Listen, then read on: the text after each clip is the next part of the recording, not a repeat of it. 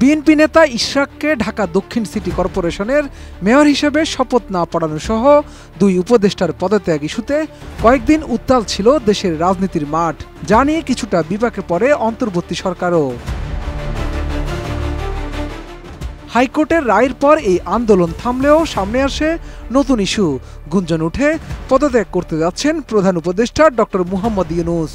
অন্তর্বর্তী সরকার প্রধান নিজেও নাকি এমন ইঙ্গিত দিয়েছেন বলে নিশ্চিত করেন এনসিপির আহ্বায়ক নাহিদ ইসলাম।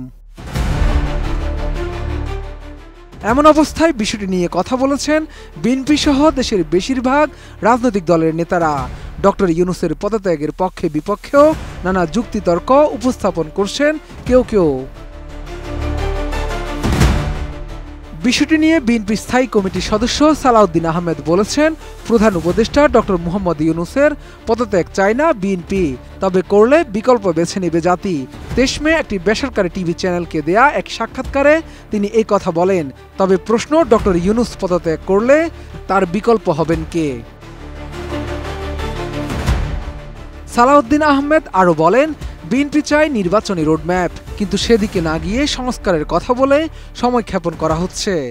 আমরা নির্বাচনের রোডম্যাপ দিতে বললেই হয়তো ওনারা বা সরকারের মধ্যে একটি কর্নার সৃষ্টিতে তারা যতদিন পারে বিলম্বিত করে সরকারকে টেনে নিয়ে যেতে চায়। এবং এই দায়িত্বগুলো কিন্তু মাননীয় প্রধান উপদেষ্টার ঘাড়ে এসে যাচ্ছে। আমরা চেয়েছি রোডম্যাপ, উনি নিজের দায়িত্ব ছেড়ে দিতে চান।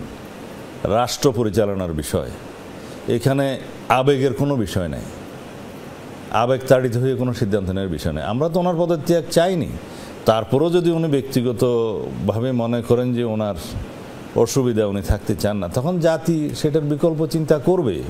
এই পৃথিবীতে কেউ অপরিহার্য নয়। বিএনপি স্থায়ী কমিটির এই সদস্য আরও বলেন, ডক্টর ইউনূসের পদত্যাগে কোনো শূন্যতা তৈরি হবে না, তবে বিএনপি চায় সম্মানের সঙ্গে ডক্টর ইউনূস থাকুক এবং নির্বাচনী রোডম্যাপ দিয়ে জাতিকে সংকট থেকে মুক্ত করুক। নির্বাচনী রোডম্যাপই বর্তমান সংকটের একমাত্র পথ। আমরা সরকারকে সহযোগিতা করতে চেয়েছি সবসময়, কিন্তু সরকারেরই কোনো মহল তারা বিএনপিকে অন্তর্বর্তীকালীন সরকারের প্রতিপক্ষ হিসেবে দাঁড় করিয়ে দিয়েছে। সমস্ত কর্মকাণ্ডে আমরা দেখেছি, এবং আরেকটি রাজনৈতিক দলের পক্ষ হয়ে কাজ করছে বলতে গেলে। সংস্কার 1.5-2 মাসের মধ্যে করা সম্ভব উল্লেখ করে সালাউদ্দিন আহমেদ বলেন, সংস্কার, বিচার এবং নির্বাচন একসঙ্গে চলতে পারে। নির্বাচন আয়োজনের দৃশ্যমান কোনো অগ্রগতি হয়নি, বরং সরকার তা দীর্ঘায়িত করার চেষ্টা চালাচ্ছে। যারা নির্বাচন চায় না, কেউ চাইলেও অনেক বিলম্বিত নির্বাচন চায়, তাতে তাদের অনেক স্বার্থ থাকতে পারে। আমরা আরও কয়েকদিন দেখব সরকারের মাননীয় প্রধান উপদেষ্টার যদি সুদৃঢ়োদয় হয় ভালো, তা না হলে আমরা আমাদের পন্থা বেছে নেব। সংকট উত্তরণে প্রধান উপদেষ্টার সঙ্গে সাক্ষাতের চেষ্টা করেও বিএনপি ব্যর্থ হয়েছেন বলে জানান সালাউদ্দিন আহমেদ। দেশে একটা অস্থিতিশীল পরিস্থিতি সৃষ্টি হচ্ছে, মনে করে তারপরের দিন সকালে হোক, বিকালে হোক, অথবা তারপরের দিন হোক, আমাদেরকে যেন একটু সময় দেন। বিএনপির একটি টিম ওনার সাথে দেখা করতে চান আমাদের বক্তব্যগুলো। তো বিএনপির মতো একটা রাজনৈতিক দল যদি সাক্ষাৎকার 5 দিনেও না পায়, 6 দিনেও না পায়, সেটা বেশি দুঃখজনক।